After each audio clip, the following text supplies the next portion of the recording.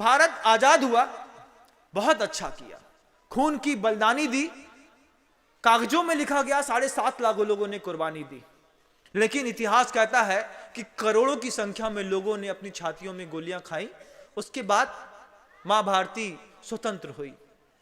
अब आप सोचिए कि भारत के आजाद होने के बाद, संविधान लिखने के बाद बाध्यता कैसी आई। संविधान में लिखा है भारत की 22 भाषाओं को संविधान ने अनुमति दी है। कितनी भाषाओं को? 22 भाषाओं को भारत के संविधान ने अनुमति दी है। उसमें हिंदी है, कन्नड़ है, मराठी है, बंगला है, पंजाबी है, दुनिया भर की और भाषाएं हैं। 22 भाषाओं को संविधान ने अनुमति दी कि हमारे संविधान का जीवन यापन सब कुछ इन 22 भाषाओं में होगा। उसमें 22 भाषाओं में अंग्रेजी को अनुमति नहीं दी। अंग्रेजी को कोई अनुमति, भारत की संविधान की 22 भाषाओं में अंग्रेजी नहीं है, बंधु ध्यान रखिएगा।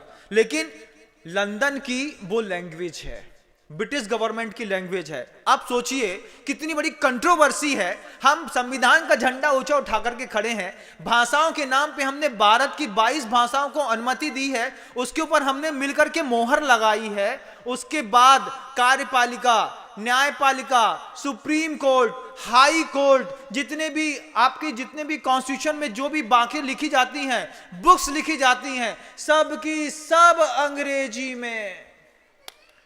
जब भाषा को संविधान बनाने के साथ आपने 22 भाषा को अनुमति दी थी, आपको नहीं समझ में आती थी तो एक राष्ट्रीय भाषा हिंदी बना लेते, क्षेत्रीय भाषा, राज्य भाषा कन्नड़ बना लेता, मराठी बना लेता, बंगला बना लेता, कोई और भाषा को ले लेता, गुजराती ले लेता, पंजाबी ले लेता, कि हमारे यहाँ का जो हाई कोर्ट होगा वो अपनी लोकल भाषा में बात करेगा, सुप्रीम कोर्ट होगा वो हिंदी भाषा में बात करेगा।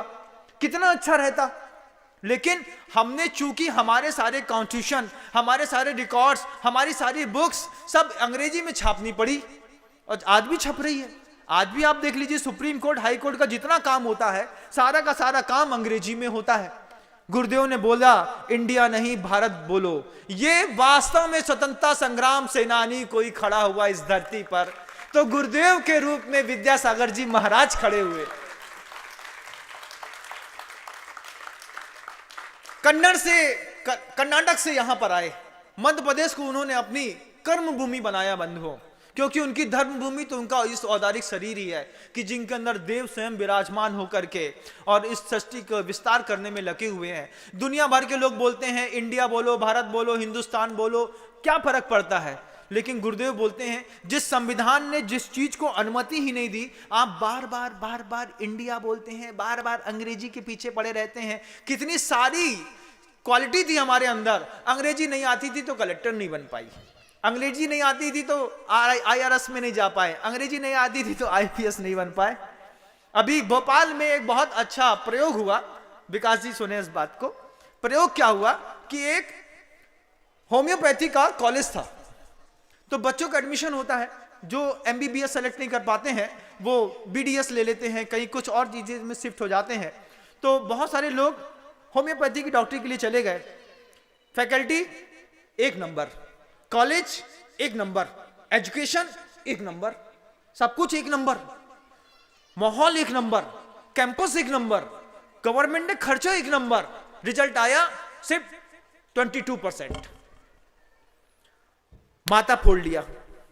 भैया जब हम पढ़ाते अच्छे से हैं, सुविधा अच्छी देते हैं, बुक्स फ्री में देते हैं, अच्छे से सब कुछ करते हैं, फिर पढ़ाने में कमजोरी कहां पर है कि तुम, जब हम पढ़ाते पूरा है, जब हमारा काम पूरा, इनपुट बेहतरीन है, आउटपुट में सिर्फ 22% पासिंग मार्क्स। वाई?